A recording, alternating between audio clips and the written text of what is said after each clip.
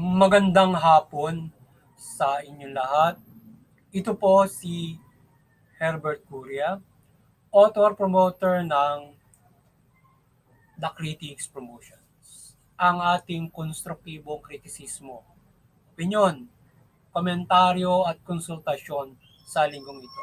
Kakibat ang ating pananalig sa ating banal na Panginoon Diyos, banal na Panginoon Kristo, at gabay ng kaliwanagan ni Banal Santa Maria ay hinggil sa issue ng PNP Enhanced Managing Police Operation for 2026. Yan. Ang PNP ay magpapairal at magpapaigting at maigting na magpapairal ang maigting na hakbangin sa pag-manage ng police ops at ito ay maging mas mahusay at mas mabilis at makatutugon sa operasyon ng ating pulisya. So yan. So ito yung ating tinunghayang issue ngayon na yung ating PNP. Mag-i-enhance sila ng kanilang police operations. Yan, management nila. At paiigtingin nila ito.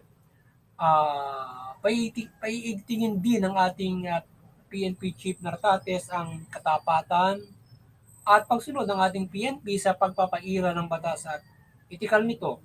So ang suporta ng taong bayan ay kanya din na pag-ibayuhin. Yan. Ngayong 2026 ang ating PNP ay maaasahan ng ating taong bayan sa ating bagong Pilipinas na may serbisyong matapat, mabilis at mararamdaman. Yan.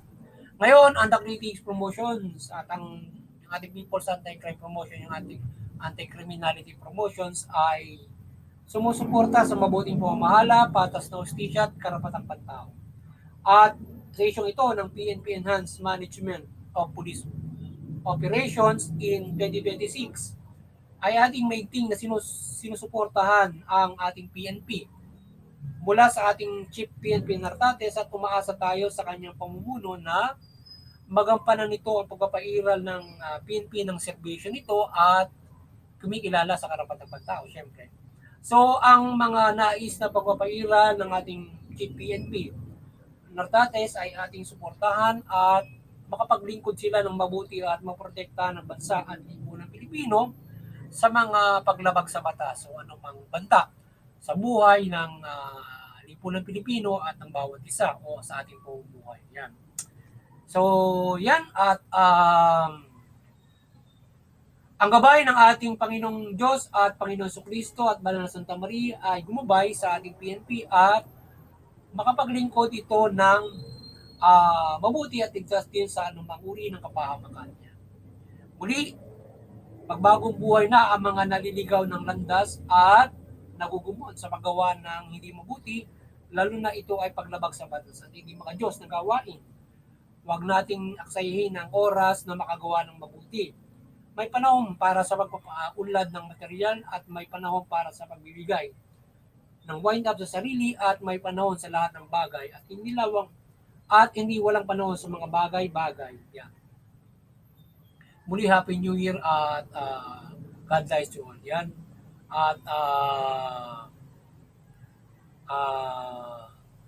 muli, ang kaliwanagan ng ating banal na Panginoon Diyos at Kristo Jesus at banal na Santa Maria ay gumabay sa ating bansa mula pamalan at bayan at mamuhay ng mabuti sa itinakda ng Diyos sa kinabukasan at magkaayos tayo sa kanyang gabay na pangako o kaharian at komunidad o wika na inaasam ng marami, even na practical life ay ang perfect society. Yan. So, muli ay sana ay naliwanagan naman tayo ng ating banal na Panginoon Diyos, banal na Panginoon Kristo, banal na Espiritu Santo sa ating pagbabahagi ng sa ating konstruktibong kritisismo at opinyon. At sana ay muli yung ating pamalaan at ay patuloy na mamahala ng mabuti, matuwid, tugunin yung karapatang pantao. At yung ating mamamayan ay patuloy na suportahan yung pamahalaan sa mabuting pamahala, patas, hustisya at karapatang tao. Sa gayon, tayong lahat ay makapumuhay ng mulan at mapayapa. Yan. Muli ay Magandang hapon sa inyo nila. Sana nakabuo sa boses naman ang The Critics Promotion ng konstruktibong kritisismo, opinyon, komentaryo at konsultasyon sa linya. Magandang hapon sa inyo lahat at God bless you.